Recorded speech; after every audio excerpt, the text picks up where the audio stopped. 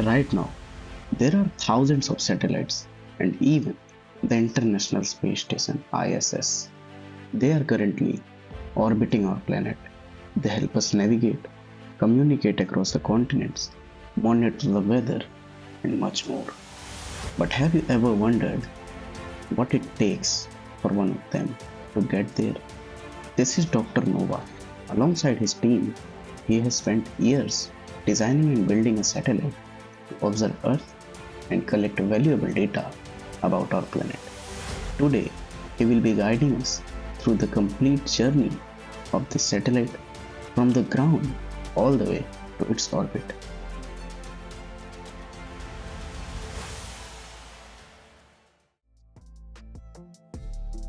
To make this journey easy to understand, we will break it into 6 clean steps: rocket assembly, launch pad systems, countdown, and launch sequence, liftoff, flight path and gravity turn, staging and orbit insertion.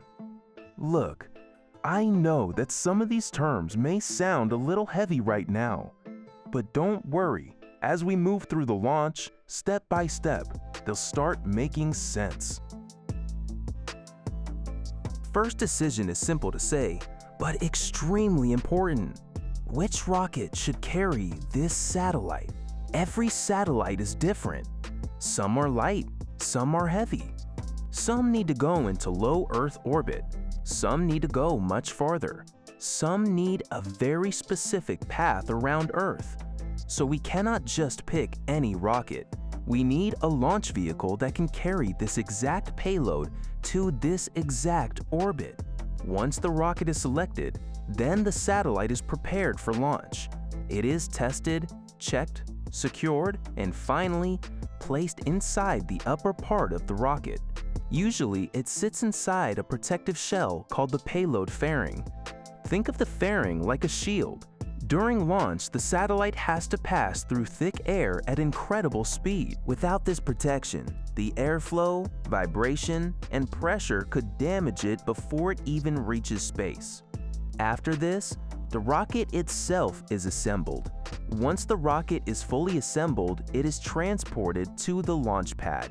Different missions can use different methods for this. Some rockets are carried horizontally and then raised vertically on the launch pad, while others are assembled vertically inside a building and then moved to the pad using special transporters. Launch pad systems. What you can see on the screen right now is Kennedy Space Center's Launch Complex 39B. This entire area is known as a launch complex, and at its center is the launch pad. Now, if you look at the launch pad, it may seem like a huge concrete platform where the rocket simply stands and takes off from. But the reality is quite different. A launch pad is much more than just that. Before launch, it fuels the vehicle, supplies power, monitors its condition, communicates with it, and keeps everything stable until the very last moment. The vehicle also has to be protected from lightning strikes while standing out in the open. And once the engines ignite, things become even more challenging. The exhaust coming out of a rocket is extremely hot, and the sound produced is powerful enough to damage the rocket itself. That is why launch pads are equipped with systems like flame deflectors, water deluge systems, lightning protection towers, and several other support systems working behind the scenes. So before we follow our satellite into space, let's take a look at some of the systems that make a rocket launch possible in the first place. Flame deflector and flame trench. When a rocket launches, it produces an enormous amount of thrust and exhaust. That exhaust carries heat, pressure, and energy powerful enough to damage the launch pad and even reflect back toward the rocket itself. This is where the flame deflector comes in. A flame deflector is shaped to redirect the exhaust. Instead of letting the fire and hot gases hit vertically into the ground, it bends that energy sideways. The flame trench then carries the exhaust away from the rocket and the main launch structure.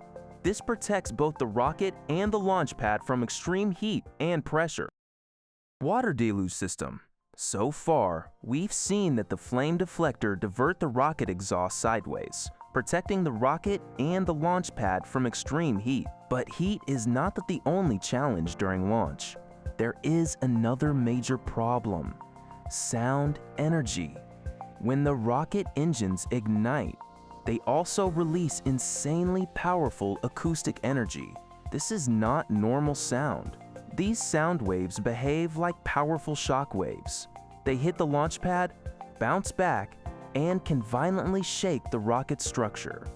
During a rocket launch, sound levels can reach roughly 180 decibels. For comparison, a normal conversation is around 60 dBs, and a jet engine is around 140 dBs. If this acoustic energy is not controlled, it can damage sensitive parts of the rocket, electronics, the payload, and even the satellite itself. And to control this, launch pads use a water deluge system. Just before launch and during ignition, a massive amount of water is released across the launch pad. This water absorbs and breaks up the energy of the sound waves, reducing the intensity of the shock waves and protecting the rocket from extreme vibrations. Lightning towers. Now our rocket has been protected from its own heat energy and from sound shock waves. But there is still one more danger. Just imagine what would happen if lightning struck the rocket. We really don't want that to happen. To prevent this, launch pads use lightning towers. These towers are taller than the rocket and are placed around it. Together, they create an imaginary protective zone, almost like a Faraday cage. And we already know that lightning usually chooses the shortest conducting path. So, instead of striking the rocket, the lightning is guided through the towers and safely away from the vehicle. In this way, the rocket stays protected from lightning strikes. These were some of the key launch pad systems, without which a rocket launch would be extremely risky. Launch sequence. Now, let's move to the launch sequence or countdown sequence. In a launch, you may hear two types of timing terms: L- and T-. L- tells us how much real time is left until launch.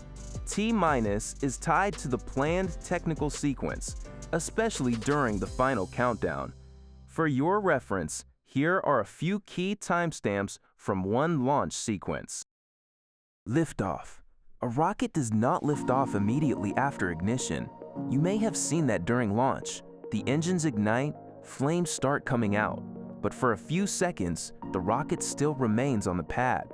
Only after that does it actually lift off. This happens because while the engines are building thrust, the computers are checking several important parameters. Is engine pressure okay? Is the thrust enough? Is the fuel flow stable? Is the guidance system working properly? Is there any major leak? Are the engines healthy? If all these checks are okay, then the hold-down clamps are released and the rocket starts to lift off. Flight path and gravity turn. After liftoff, one of the most important things is the rocket's flight path. For the first few seconds, the rocket goes almost straight up commonality of rocket's gravity. This matters because the lower atmosphere creates more drag. Extend the dense lower atmosphere first. Then it performs a small pitch-over maneuver, a slight tilt of the nose, often just a few degrees. This tiny tilt changes everything. Most launches aim generally eastward because Earth rotates from west-east-east.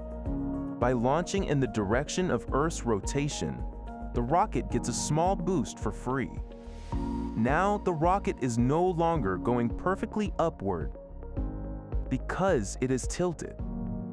Gravity starts bending its path naturally. The vehicle gradually moves from vertical flight to diagonal flight and eventually toward nearly horizontal motion around Earth.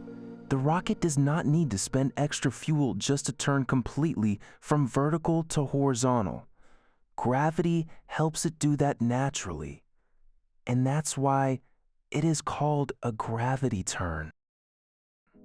Now the rocket has lifted off from the launch pad, and now we reach one of the smartest tricks in rocketry: staging.